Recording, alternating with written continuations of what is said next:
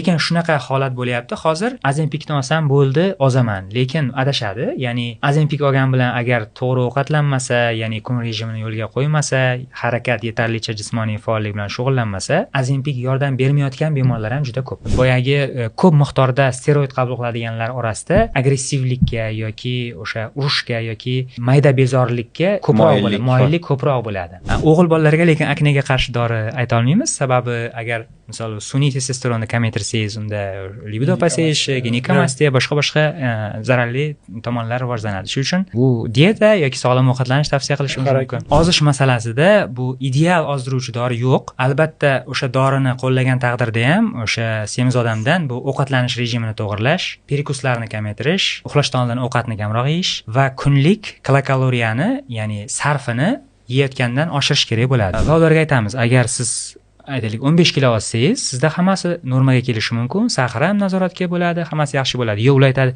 "Yo, doktor, men unaqa ozib ketmasligim kerak. Hamma mendan so'raydi, kasalmisan, nima ozib ketyapsan?"